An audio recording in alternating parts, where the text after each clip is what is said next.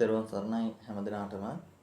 ඔන්න ඉතින් මේ වෙනකොට අපි YouTube නාලිකාව තුළ පුතේ ඔයාලට උගන්වන්න ඕනි පාලි පාඩම් ටික නැත්නම් පාලි අක්ෂර මාලාව ඊට පස්සේ වර්තමාන කාල ආඛ්‍යාතය මේ ආදි වශයෙන් ඔයාලට ප්‍රධාන වශයෙන් දැනගන්න ඕනි කියලා හිතන පාලි පාඩම් ටික කියලා දීලා තියෙනවා. එතකොට මෙතනින් පස්සේ අද ඉඳන් අපි ඉගෙන ගන්න බලාපොරොත්තු වෙන්නේ මෙන්න මේ පාලි පොතේ තියෙන තුන්වෙනි කොටස. ඔයාලගේ දහම් පාසල් අවසාන පාලි පොතේ තුන්වෙනි කොටස. මේක පටන් ගන්නෙ ධම්මපදයෙන්. ඒකට ධම්මපදය කියන එක අපි දන්නවා බෞද්ධයෙක් විදිහට ධම්මපදය කියන්නේ මොකක්ද කියලා සාමාන්‍ය දැනීමක් හරි තියෙන්නට ඕන. මොකද අපි ඔක්කොම බෞද්ධයෝනේ. ඒකට පාලි භාෂාව මම මුලින් කතා කරා මුල වීඩියෝ එකකින් මේ අපි අයි පාලි භාෂාව ඉගෙන ගන්න ඕනි කියන කාරණේ. එතකොට අපි මේ පාලි භාෂාව ඉගෙන ගන්න යන්නේ බෞද්ධයන් නිසා ඒක අපි දන්නවා. එහෙනම් අද ඉගෙන ගන්න තියෙන්නේ මේ බෞද්ධයාගේ අත්පොත විදිහට අපි හඳුන්වන්නේ මේ ධම්මපදය. අද ඉගෙන ගන්න ධම්මපදය බෞද්ධයාගේ අත්පොත විදිහට හඳුන්වනවා. ඇයි ඒ අත්පොත විදිහට හඳුන්වන්නේ? සාමාන්‍ය ගිහි ජීවිතයේ ඕනෑම මිනිස්සෙකුට හැදෙන්නට පුළුවන්. ඒ කියන්නේ Tamanගේ ජීවිතය ලෞකික වශයෙන් සාර්ථක කරගන්න පුළුවන් සාරධර්ම ගොඩක් මෙන්න මේ ධම්මපදය කියන ග්‍රන්ථයෙන් අපිට ලබා දෙනවා පුතේ.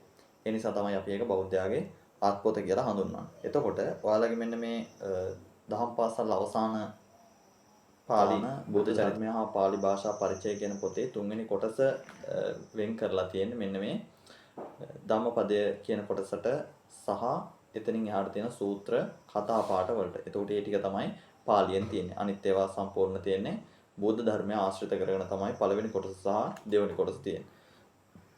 ඉතින් අපි අද කතා කරනවා එකෙන් මෙන්න මේ ධම්මපදය කියන්නේ මොකක්ද කියන කාරණේ. පුතේ ධම්මපදය කියන්නේ බුදුරජාණන් වහන්සේගේ දේශනාවන් ඊටාම සරල ගාථා පද 4කට නංවලා ඒ ගාථා පද 4 හෝ 6 මනුස්සයන්ට තේරෙන විදිහට සාමාන්‍ය ජනයන්ට ඒක අවබෝධ කරගන්න පුළුවන් විදිහට රචනා කරලා තියෙන ග්‍රන්ථයක් තමයි මෙන්න මේ ධම්මපදය කියන්නේ. ඒතකොට මේ ධම්මපදය අපේ බෞද්ධ දර්ශනයට නැත්නම් බුදුදහමට ආවේ කොහොමද කියන එක අපි මුලින් දැනගන්න ඕන. අපි දන්නවා බුදුරජාණන් වහන්සේ පිරිනමන පෑවට පස්සේ මුලින් පැවතුනේ ධර්මය සහ විනය කියන කොටස් විතරයි. ඊට පස්සේ තමයි ටිකෙන් ටික ප්‍රථම ධර්ම සංගායනාව, දෙවන ධර්ම සංගායනාව සහ තෙවන ධර්ම සංගායනාව කියන මෙන්න මේ සංගායනාවලදී සූත්‍ර විනය අභිධර්මයේ කියලා පිටක තුනක් අපිට ලැබුණේ. නැත්නම් අපේ ත්‍රිපිටකය සම්පූර්ණ භාවයටපත් වුණා. එතකොට මෙන්න මේ ත්‍රිපිටකයේ සම්පූර්ණ භාවයටපත් වෙනවත් එක්කම අපිට ලැබුණා පළවෙනි පිටකයේ විදිහට සූත්‍ර පිටකය. සූත්‍ර පිටකය ග්‍රන්ථ 5කින් යුක්තයි. පළවෙනි එක තමයි දීඝනිකාය, මජ්ක්‍ධිම නිකාය, සංයුක්ත නිකාය, අංගුත්තර නිකාය, කුද්දක නිකාය. ඔන්න ඔය කියන ග්‍රන්ථ පහෙන් යුක්ත වෙනවා සූත්‍ර පිටකය. එතකොට මෙන්න මේ සූත්‍ර පිටකයට අයත් ග්‍රන්ථ පහෙන් අවසාන ග්‍රන්ථය තමයි කුද්දක නිකාය. මේ කුද්දක නිකායට අයත් වෙලා තමයි මේ ධම්මපදය කියන ග්‍රන්ථය අපිට අධ්‍යයනය කරන්නට නැත්නම් ඉගෙන ගන්නට ලැබෙන්නේ. එතකොට මේ කුද්දක නිකායට අයත් ග්‍රන්ථ 15ක් තියෙනවා. මම අද මතක තියාගන්න නැත්නම් පොඩිවට සටහනක් ගහගන්න. කුද්දක නිකායට අයත් ග්‍රන්ථ 15 අතරින් දෙවැනි ග්‍රන්ථය තමයි ධම්මපදයේ විදිහට අපි හඳුන්වන්නේ. මම ග්‍රන්ථ 15 කියාගෙන යන්නම්. අවශ්‍ය කට්ටිය ලියා ගන්න. කුද්දක පාඨ, ධම්මපද, උදාන, ඉතිවුත්තක, සුත්ත නිපාත, විමානවත්තු, පේතවත්තු, තේරගාථා, තේරිගාථා, ජාතක, නිද්දේශ, පටිසම්භිදා මග්ග, අපදාන, බුද්ධ වංශ සහ චර්යා පිටක කියන ග්‍රන්ථ 15 තමයි කුද්දක නිකායට අයත් ග්‍රන්ථ 15. එතකොට මේ ග්‍රන්ථ 15 අතරින් ධම්මපදය තමයි අපිට ඉගෙන ගන්නට තියෙන්නේ. ඒක දෙවනි ග්‍රන්ථය. මේ ධම්මපදේනොත් සැලකිය යුතු කොටසක් පමණයි අපිට අධ්‍යයනය කරන්න ලබා දීලා තියෙන්නේ. මේ ධම්මපදයේ අන්තර්ගත වෙනවා ගාථා 423කින් සහ වර්ග 26ක්. ගාථා 423ක් සහ වර්ග 26ක් අන්තර්ගත වෙනවා. ඒකෙන් වර්ග කිහිපයක් තමයි ඔයාලට වර්ග කිහිපයකිනුත් තෝරාගත්තු ගාථා කිහිපයක් පමණයි අධ්‍යයනය කරන්න තියෙන්නේ. එතකොට ඒකෙන් පළවෙනියටම තියෙනවා යමක වර්ගය. ධම්මපදයේ පළවෙනි වර්ගයේ විදිහට යමක වර්ගය තමයි හැඳින්වෙන්නේ. එතකොට මේ යමක වර්ගයේ ගාථා 20කට අධික ප්‍රමාණයක් තියෙනවා. නමුත් අධ්‍යයනය කරන්න තියෙන්නේ නැත්නම් අපිට දහම් පාසල් අවසාන විභාගයට ඉගෙන ගන්න තියෙන්නේ ගාථා 2ක් විතරයි යමක වර්ගයෙන්. පළවෙනි ගාථාව 19 වෙනි ගාථාව ධම්මපදයේ බහුම්පිචේ සයිතං වාසමානෝ නතක්කරෝ හෝති නරෝපමත්තෝ ගෝපෝව ගාවෝ ගණයන් පරේසන්න භාගවා සාමඤ්ඤස්ස හෝති. මෙන්න මේ ගාතාව තමයි පළවෙනි ගාතාව. දැන් ඔයාලට හිතෙන්න පුළුවන් ඒක ගාතාවක් විදිහට හාමුදුරුවෝ කියේ නෑ නේද? ගාතාවක් විදිහට කියේ නෑ. ඔයාලට මෙහෙම කියද්දී වාක්‍යයක් විදිහට අපි දෙයක් කියද්දී අපිට මතක තියාගන්නට පුළුවන්කම තියෙනවා. ඒක කියවලා තමයි ඊට පස්සේ තාලෙට අපි ගාතාවක් විදිහට ඉගෙන ගන්න. ඒක දහම්පාසල් අවසාන තරඟ වලට යනවා නම් දැනගන්න පුළුවන්කම ලැබේ. එතකොට පුතේ මේ ගාතාව පළවෙනි ගාතාව. ඒකේ අර්ථය දෙනවා බහුම්පිචේ සහිතම් වාසමානෝ. බහුම් කියන්නේ අපිට සාමාන්‍ය අර්ථයක් ගන්න පුළුවන් බොහෝ කියන අර්ථය. බහුම්පිචේ සහිතම් වාසමානෝ. ඔන්න මේකේ සරල අර්ථය මම ඔයාලට මතක තියාගන්න පුළුවන් විදිහට කියන්නම්. අපි දන්නවා අපි ගවයෝ බලා ගන්න තැනත්තට ගෝපල්ලා කියනවා නැත්නම් ගව පාලකයා කියලා කියනවා. එතකොට ගොඩක් දුරට ওই ගවයන් බලාගන්නේ ගවයන්ගේ අයිතිකාරයා නෙමෙයි.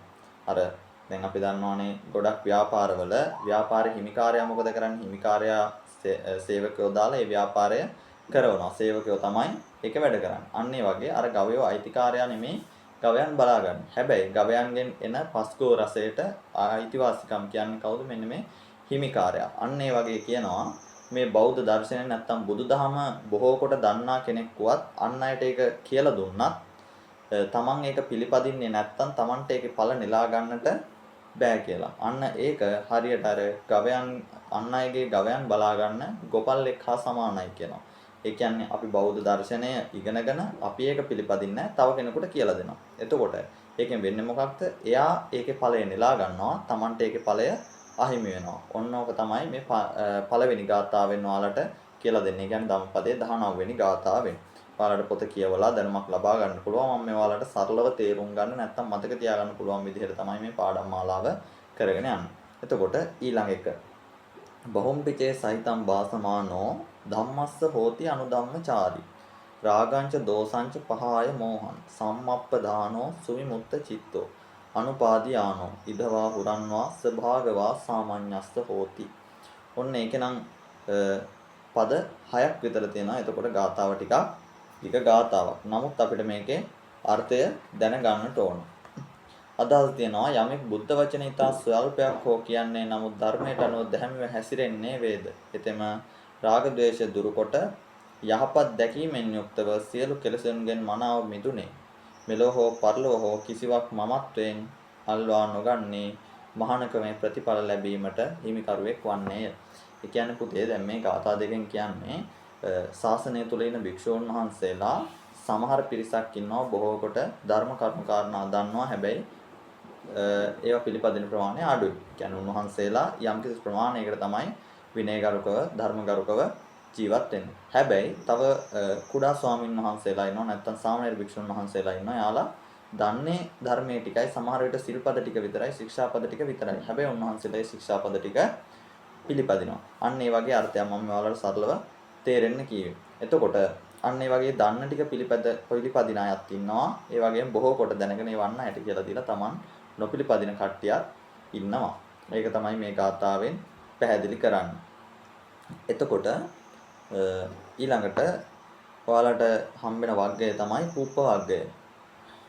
පළවෙනි වර්ගය යමක වර්ගය, දෙවෙනි වර්ගයෙන් ඔයාලට ගාථා නැහැ. දෙවෙනි වර්ගය අප්‍රමාද වර්ගය, තුන්වෙනි වර්ගය චිත්ත වර්ගය, හතරවෙනි වර්ගය පුප්ප වර්ගය. පුප්ප වර්ගය කියන්නේ මේ ශරීරයේ අස්ථීරභාවය තමයි ගොඩක් විස්තර කරලා තියෙන්නේ. ඔන්න පළවෙනි ගාථාව තියෙනවා. ඒ කියන්නේ ධම්මපදයේ තුන්වෙනි ගාථාව. පේනෝපමං කාය මිමන් විදිත්වා මරීචි ධම්මං අபிසම්බුධානෝ චෙත්වාන මාරස්ස පපුප්පකානී අදස්සනං මච්චෝ රාජස්ස ගච්ඡේ කියලා. ඔන්න බලන්න පුතේ. ඒකේ සරල තේරුම තියෙනවා මේ කය පෙන පිටක් බඳු යයි දැන මිරිගුවක් බඳු යයි අවබෝධ කොටගෙන මායාගේ මලෙහි පාසයෙන් පංචකාම බන්ධනයන් සිඳ මායාට නොපැන තැනට අමරණීය නිවන් සුවයට පත්වන්නේය. කියන්නේ අපිට මේ ශරීරය හිතන්න කියලා කියන්නේ පේනෝපමං කායමන් විදිත්වා. ඉමන් කායන් පෙන පිඬකට උපමා කරන්න කියනවා. මේ කය ඉමන් කියන්නේ මේ කායන් කියන්නේ කය. පෙන පිඬකට උපමා කරන්න කියනවා. අපි දන්නවා පෙන පිඬක් කියන්නේ ඔය වතුර ගොඩක් ගලාගෙන එද්දී ශනිකව හටගෙන ඉබේ නැති වෙන දෙයක්. එතකොට මෙන්න මේ ශරීරය කියන එකත් අන්න ඒ වගේ කියනවා. ඇයි ඒ වගේ කියන්නේ? කොයි වෙලේ නැති වෙයිද කියලා අපි කාටවත් කියන්න පුළුවන් කමක් නැහැ. අන්න ඒ නිසා මොකද කියන්නේ මේ ලැබුවා වූ මනුසාත්ම භාවයේ මායාගේ මල පිපාසයෙන් නැත්තම් මායාගේ බන්ධණයෙන් මිදෙන්න කියනවා. මායා බන්ධණයෙන් බැඳගෙන තියන්නේ කොහොමද? මේ පංචකාමයන් පිනවීමට මනුස්සයන් ලොල් කිරීමෙන්. පංචකාමයන් කියන්නේ ඇස, කන, නාසය, දිව, ශරීරය කියන මෙන්න මේ ඉන්ද්‍රියන් පිනවීමට ලොල් කිරීමෙන් මායා මනුස්සයන්ව නැත්තම් සත්‍යයන්ව බැඳගෙන තියනවලු. එතකොට අන්න ඒකේ අනිත්‍යතාවය අවබෝධ කරගෙන මේ මායාගේ බැම්මෙන් මිදෙන්න නැත්තම් නිවන් දකින්න කියලා ඒ ගාථාවෙන් ඔන්න ප්‍රකාශයක් කරනවා. ඊට පස්සේ ඔයාලට හම්බෙන ගාථා පාඨය තමයි බාල වග්ගයේ 5 වෙනි ගාථාව. බාල වග්ගය කියන්නේ ධම්මපදයේ 5 වෙනි වග්ගයේ 5 වෙනි ගාථාව තමයි ඔයාලට හම්බෙන්නේ. මේ ගාථාවෙන් අදහස් වෙන පුතේ පඬිතේකුයි බාලයෙකුයි ගැන තමයි සඳහන් වෙන්නේ. ඒ කියන්නේ පඬිතයා කියන්නේ අපි කියන්නේ මේ මනුස්සයන් හින පඬිතෙක් කියලා. ඒ පඬිතයා නෙමෙයි. කියන්නේ ධර්මයෙන් ගුණයෙන් නැණෙන් බෙලෙන් සුපෝෂිත පුද්ගලයා තමයි මෙතන පඬිතයා කියලා කියන්නේ. එතකොට බාලයා කියලා කියන්නේ කිසිම දැනුමක් නැති දුදන පුද්ගලයෙක්. ඒ කියන්නේ ගුණධර්ම වලින් පිරිහිච්ච පුද්ගලයෙක් තමයි බාලයෙක් විදිහට අපි හඳුන්වන්නේ. එතකොට බලන්න ඕන යාව ජීවම් පිචේ බාලෝ පණ්ඩිතම් පයරු පාසති නසෝ ධම්මං විජානාති දබ්බී සූප රසං නැත කියනවා. යාව ජීවම් පිචේ බාලෝ යම් තාක් බාලයෙක් ඒ කියන්නේ දිවි ඇතිතෙක්ම බාලයෙක් පණ්ඩිතම් පයරු පාසති පණ්ඩිතෙක් ඇසුරු කරත් නසෝ ධම්මං විජානාති දබ්බී සූප රසං නැත. අර කොච්චර හැන්දෙන් මාළුව හැඳි ගෑවත් හැන්දට කොයි වෙලාවකවත් මාළු පිණි රස දැනෙන්නේ නැහැ. අන්න ඒ වගේ ජීවිත කාලයම මේ බාලයා පඬිතෙක් ඇසුරු කරත් ඒ පඬිතයාගේ තියෙන දැනුම නැත්නම් ඒ පඬිතයාගේ තියෙන ගුණය බලය කිසිම අවස්ථාවකදී මේ බාලයාට ලබා ගන්නට පුළුවන්කමක් නැහැ කියලා ඔන්න සඳහන් කරනවා. එතකොට මේක එදිනදා ජීවිතයටත් ගොඩක් වැදගත් වෙනවා. මොකද අපි සමහර වෙලාවට ආශ්‍රය කරනවා අපි යාළුවෝ කියලා. හැබැයි ඇත්තටම යාළුවෝ නෙමෙයි. සිංහලෝවා සූත්‍ර ආදී සූත්‍ර දේශනාවන් බුදුරජාණන් වහන්සේ ඒවා පැහැදිලි කරලා තියෙනවා. ඒවා පස්සේ සාකච්ඡා කරනවා. දැනට මේ ඔයාලට අවශ්‍ය කරන කරුණු කාරණා ටික කතා කරගෙන යමු. ඊට පස්සේ පුතාලට තියෙනවා 10 වෙනි ගාථාව මధుවා මඤ්ඤතේ බාලෝ යාව පාපන්න පච්චති යදාච පච්චති පාපන් අත බාලෝ දුක්ඛං නිගච්ඡති. ඔන්න 10 වෙනි ගාථාව. මේකෙන් අර්ථය මොකක්ද? මధుවා මඤ්ඤති බාලෝ යාව පාපන්න පච්චති. ඔන්න කියනවා අපි අකුසලයක් කරද්දී අර ලෝඩ සංග්‍රහවේදී සඳහන් කරන කලට පව මිහිරිය මීසේ විඳින කලට දුක් දැඩි වේ ගිනිසේ කියලා තියෙනවානේ. අන්න ඒ වගේ ධම්මපදයේ කියනවන්න යම්තා තමන් කරන අකුසලය නැත්තම් පාපය ඵල විපාක නොදුන්නේද ඒ තාක් බාලයා එක මීපැණි වගේ හිතනවලු. යදාච පච්චති පාපන්නත බාලෝ දුක්ඛං නිගච්ඡති. යම් කලෙක තමන් කරන අකුසලය ඵල විපාක දෙනවද ඔහු ඒ අවස්ථාවේදී දුකට පැමිණෙනවා. දුකට යනවා කියන්නේ අපාගාමී වෙනවා නැත්නම් සතර අපායට යනවා කියන කාරණේ තමයි පැහැදිලි කරලා තියෙන්නේ. එතකොට ඊළඟ ගාථාව අපි බලමු. 14 වෙනි ගාථාව අසතං භාවන මිච්ඡය පුරෙක්කාරංච බික්කුසු ආවාසේසු ච ඉස්සරියන් පූජාපර කුලේසුච මමේව කත මඤ්ඤන්තෝ ගිහි පබ්බචිතාවෝ මමේව අතිවසා අසිසා කිච්ඡා කිච්ඡේසු කිසිමිචි ඉති බාලස සංකප්පෝ ඉච්ඡාමානෝව වඩ්ඩති. ඔන්න පුතේ එතන තියෙනවා වලට ගාථා දෙකක්. මේ ගාථා දෙක සඳහන් වෙන්නේ අනුවන ඒ කියන්නේ බුදුරජාණන් වහන්සේගේ කාලයේ ජීවත් වෙලා තියෙනවා චීවරය දරාගත්තත් නැත්නම් පැවිදි වුණත් අනුවන පුද්ගලයන්. එතකොට අන්න ඒ වගේ පුද්ගලයන් හිතන විදිහ නැත්නම් ඒ වගේ බාලයන් කල්පනා කරන විදිහ තමයි මෙන්න මේ ගාථා දෙකෙන් සඳහන් කරලා තියෙන්නේ. බලමු. බාලෝ කියන්නේ බාලයා නැත්නම් අනුවනයා. තමා කෙරෙහි නැති ගරු බොහොමන් කැමති වෙයි. ඔන්න බාලයා හිතනවලු තමන් ගාව කිසිම ගුණයක් නැහැ. පන්සිල් පද පහවත් අඩුම ආරක්ෂා කරන්නේ නැහැ. එතකොට නමුත් මේ පුද්ගලයා මොනවද බලාපොරොත්තු වෙන්නේ? ඊටත් වඩා තමන්ට ප්‍රයෝජන බලාපොරොත්තු වෙනවලු. එසේම භික්ෂූන් අතරෙහි පෙරමුණ ගැනීමද ආවාසයේ අධිපති බවද. ඔන්න භික්ෂූන් අතරේ ඉන්න මේ වගේ පුද්ගලයා තමන්ට ගුණයක්, තමන් සතුව ගුණයක්වත්, නුවණක්වත්, දැනුමක්වත් කිසිම දෙයක් නැතුව අනෙක් වැඩිහිටි භික්ෂූන් වහන්සේලාගේ ගරු බුහුමන් ලබන්න බලාපොරොත්තු වෙනවා. දෙවණියට කියනවා ආවාසයේ සුච ඉස්තරියන්. ඒ කියන්නේ ආවාසවල අධිපතිභාවයත් ඔහු බලාපොරොත්තු වෙනවා. පූජාපර කුලයේ සුච කියන්නේ අනෙක් කුලයන්හි නැත්තම් Tamanගේ ඒ ඉන්න ගම්මානයෙන් බැහැර ඉන්න පුද්ගලයන්ගෙත් නැත්තම් ඉන්න ප්‍රදේශයෙන් බැහැර ඉන්න පුද්ගලයන්ගෙත් පූජා සත්කාර Tamanටම ලැබේවා කියලා ඔහු හිතනවලු. ඒ පවුල් වල පූජා සත්කාර Tamanටම ලැබෙන්න ඕන. ගිහි පැවිද්ද පිරිසම මේ සියල්ල මා විසින් කරන ලදයි දැනගනිත්වා. කියන්නේ එහෙම ඉන්න පුද්ගලයා නැත්තම් ඒ පැවිද්දා හිතනවලු මොකක් හරි කාර්යයක් Taman කරලා Taman වැඩ වාසය කරන ආරාමයේ හෝ විහාරස්ථානයේ අද වර්තමානයේ නම් මොකක් හරි කටයුත්තක් සිද්ධ කරලා තියෙනවා නම් ඒක වෙන කෙනෙක් කළත් ඒක Taman විසින්ම කරා කියලා දායකයෝ නැත්තම් මේ පින්නතුන් සිතත්වා කියලා ඔහු හිතනවලු. එසේම කටයුතු වලදී කවර අවස්ථාවකදී හෝ මා අනුව පවතිත්වා. ඒ කියන්නේ පන්සලේ ඕනෑම වැඩක් කරද්දී මේ අනුවණයාගේ ලක්ෂණ නැත්තම් බාලයාගේ ලක්ෂණ තමයි මේ බාල වර්ගයේ පටන් ගත්ත තැන ඉඳන් කියන්නේ. අර අපි කියන්නේ මොලේ ඇති කෙනාට ධනෙ නැහැ, ධනෙ ඇති කෙනාට මොලේ නැහැ කියලා. අන්න ඒ වගේ දැන් මෙතන නුවණ තියෙන කෙනා නෙමෙයි නුවණ නැති පුද්ගලයා තමයි මේ සියල්ල බලාපොරොත්තු වෙන්නේ. අපි දන්නවා ගුණය නුවණ තියෙන පුද්ගලයා ඒ පුද්ගලයා දන්නවා නිවැරදිව Tamanගේ ජීවිතේ ලෞකික ජීවිතය ගත කරන්න ඕන කොහොමද කියලා ලෝකෝත්තර ජීවිතය ගත කරන්න ඕන කොහොමද කියන කාරණය. එතකොට කියනවා සියල්ලෝ මොහොමා කෙරෙහි. ඒ කියන්නේ මේ අනුවන පුද්ගලයා කෙරෙහි පවතිත්වා කියලා ඔහු කල්පනා කරනවලු. හැබැයි එහෙම වෙන්නේ නැහැනේ. ඔහු එහෙම කල්පනා කරාට ඔහුගේ කල්පනාව ඒක. යනුවෙන් අනුවණයාගේ අදහස වෙයි. එසේ කැමැත්තද මානයද වැඩි. අන්න. ඔහුගේ මානයත් එහෙමම වර්ධනය වෙනවා. ඒ කියන්නේ හැම කෙනාම කරන හැම දෙයක්ම මගෙන් අහලා විතරක් කරන්න ඕනේ. අනිත් භික්ෂුන් වහන්සේලාගෙන් නැත්නම් අනිත් පුද්ගලයන්ගෙන් අහන්න බෑ කියලා හිතනවා මෙන්න මේ අනුවන පුද්ගලයා. එතකොට මම හිතනවා ඒකත් පැහැදිලි කියලා. ඊළඟට පුතේ දෙන ඔන්නෝලාට පඬිත වර්ගය. පඬිත වර්ගයේ සඳහන් වෙන්නේ පඬිතයන් ගැන. පළවෙනි ගාථාව ධම්මපදයේ 12 වෙනි ගාථාව.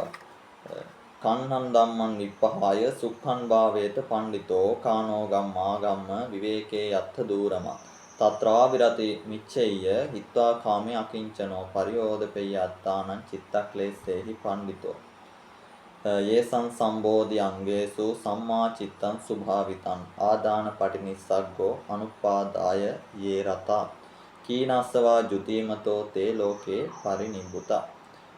ඔන්න ඒකේ අදහස මම ඔයාලට මුලින් ඉඳන් මේ පදපිළිවෙල පැහැදිලි නොකර ඉන්න හේතුව තමයි පුතේ අපිට විභාගයට ගියාට පස්සේ එන්නේ ගාථාව. පදපිළිවෙල නෙමෙයි. ඒකට පදපිළිවෙල කිසිම වෙලාවක අපිට දෙන්නේ නැහැ. ගාථාව දීලා අර්ථය තමයි ලියන්නේ. එතකොට අපිට ගාථාව දකිද්දි ගාථාවේ වචනයක් දෙයක් හරි මතක තිබ්බනම් දැන් මේ කියලා දීපු විදිහට ඔයාලට තේරුම ගලප ගන්න පුළුවන්කම ලැබෙනවා. හරි. ඒකේ අදහස අපි බලමු. 12 13 14 කියන ගාථා තුනම එකට තමයි තියෙන්නේ. ඔන්න 12 වෙනි ගාථාව. නොනැත්තා ගිහිගෙයින් පැවිදි වීමට පත්ව අකුසල් දහම් වෙසසින් බැහැර කොට කුසල් දහම් වඩන්නේ කන්හන් ධම්මං විප්පහාය සුඛං භාවේත පණ්ඩිතෝ ඕකානෝ කන්නාගම්ම විවේකේ යත්ත දූරමන්. ඒ කියන්නේ නුවණ තියෙන පුද්ගලයා ගිහිගෙයින් බැහැර වෙලා පැවිදි වීමට එනවලු. හරිද? ඕකානෝ කන්නාගම විවේකේ යත්ත දූරමන්. ඕ එයින් දුරස් වෙලා ඇවිල්ලා. ඒ කියන්නේ නුවණ තියෙන පුද්ගලයා යත්ත දූරමන් කියන්නේ විවේක ඇති ස්ථානයකට දුරස් වෙලා ඇවිල්ලා පැවිදි වෙලා කුසල් දහම් වඩනවා කියන එක තමයි කියන්නේ. දෙවෙනි එක තත්‍රාභි රතිමිච්ඡය හිත්වා කාමයා කිංචනෝ පරියෝදපෙය්‍ය අත්තානං චිත්තක්ලේශේහි පණ්ඩිතෝ. යම් විවේකයේහි ඇලීම දුෂ්කරද කැමැති වන්නේය. කාමයන් බැහැර කොට කිසිදු පලිබෝධයක් නොමැතිවෝ නුවණැත්තා සිත කිලිටි කරන අකුසලයන්ගෙන් තමා පිරිසිදු කරන්නේය. හරි පුතේ. ඒක අතරින් අදහස් වෙන්නේ මේ පංචකාමයෙන් දුරු වීම යම්කිසි විදිහකින් දුෂ්කර වුණත් නුවණ තියෙන පඬිතයා මේ පංචකාමයෙන් දුරස් වෙනවලු. දුරස් වෙලා ඒ ලබා ගන්නා වූ විවේකය අමාරුවෙන් ලබාගෙන එහිම නිරත වීමට ඔහු කැමති වෙනවලු. ඒක තමයි ඒ 13 වෙනි ගාථාවෙන් අදහස් වෙන්නේ. එතකොට පංචකාමයන් නැත්තම් පස්කම් සැප කියන්නේ මොකක්ද කියන එක මම කලින් පැහැදිලි කරා. එය 14 වෙනි ගාථාව තියෙනවා. ඒ වගේම යම්බඳු නොනැතියන්ගේ සිත සම්බෝධියට යොමු කරන අංගයන්හි මනාකොට පුරුදු කරන ලද්දේද යම් කෙනෙක් දැඩිව අල්ලා ගැනීම රහිතව නිවනෙහි ඇලුනාහුද ඒ දීප්තිමත් වූ කෙලෙස් දුරු කළා වූ රහත් වූ ලෝකේ පිරිනිවියාහු වෙති. ඔන්න රහතන් වහන්සේලා පිරිනිවන් පාන්නේ කොහොමද කියන කාරණේ පැහැදිලි කරලා තියෙනවා. යම් වද නොනැතියන්ගේ කියන්නේ යම්කිසි කෙනෙක් සිත සම්බෝධියට පමුණු කරන අන්‍යයන්ගේ මනාකොට පුරුදු කරන ලද්දේද සිත සම්බෝධිය නැත්තම් සමාධිගත කරන්න පුතේ අපිට පිටුවහල් වෙන්නේ පළවෙනියටම ආර්ය අෂ්ටාංගික මාර්ගය. ඒ වගේම දාන සීල භාවනා කියන ත්‍රිවිධ පුණ්‍ය ක්‍රියා. දන් දෙන්න ඕන, සීල් රකින්න ඕන. ඒ වගේම ඒ සියලුම කුසල් කරගෙන සිත එක්තෙන් කරගන්න භාවනා කරගන්න ඕන. ඒක තමයි මේ සඳහන් කරන්නේ අංගයන්හි මනාකොට පුරුදු කරන ලද්දේද. ඒවා තමයි මනාකොට පුරුදු කරන ලද අංගයන් කියලා කියන්නේ. යම් කෙනෙක් දැඩි වල්ලා ගැනීම රහිතව නිවනෙහි අලුනා වූද ඒ දානමාන දීලා සිල් ආරක්ෂා කරලා භාවනා කරනවා කියන්නේ මේ ලෝකේ ලෞකික වස්තුන් කෙරෙහි කිසිම ඇල්මක් නැහැ. කියන්නේ කිසිම දෙයක් පරිහරණය කරන්න නැතුව ජීවත් වෙනවා කියන එක නෙමෙයි. අපි යම්කිසි දෙයක් පරිහරණය කරන්න ගත්තී ඒ දේ නැති වෙනවා කියන එක අවබෝධ කරගෙන ජීවත් වෙනවා. අන්න ඒ පුද්ගලයා මේ බුදුරජාණන් වහන්සේ නිවිසනෙහි පැමිණ වදාළා වූ යමා මහ නිවනට පත් වෙනවලු නැත්නම් ඒ රහත් භාවයට පත් වෙනවා කියලා මෙන්න මේ ගාථාවේ සඳහන් වෙනවා. ඔන්න උතනින් පුතේ ඔයාලට ධම්මපදයේ ආශ්‍රයෙන් දීලා තියෙන ගාථා කිහිපය හමාර වෙනවා. එතකොට මෙතෙක් ඔයාලට පාඩම් මාලාවෙන් මම හිතන්නේ වීඩියෝ 6ක් හෝ 5ක් මේ වෙනකොට YouTube නාලිකාවේ ඇති. එතකොට ඒවා ටික බලන්න. ඒවා ටික බලලා මොකක් හරි ප්‍රශ්නයක් තියෙනවා නම් අනිවාර්යෙන් ඒකත් අහන්න පුළුවන් විදිහට පිළිතුරක් ලබා දෙනවා. ඒ වගේම ඔයාලගේ දහම් පාසල් අවසාන විභාගය ලඟ වුණාට පස්සේ අපේ ප්‍රශ්න පත්‍ර සාකච්ඡාවක් කරනවා. ඒකට සම්බන්ධ වෙන්න ඒක Zoom තාක්ෂණයේ හෝ එහෙම නැත්නම් YouTube නාලිකාවේ හෝ ඒක සිද්ධ කරනවා. ඒකටත් හැමෝම සම්බන්ධ වෙන්න. එහෙනම් අද පාඩම මෙතනින් නිමාවටපත් වෙනවා. ධම්මපදය කොටසේ මොකක් හරි ප්‍රශ්නයක් තියෙනවා නම් අහන්න පුළුවන්. ඒකට පිළිතුරු ලබා දෙන්නම්. හැම දිනාටම තෙරුවන් සරණයි.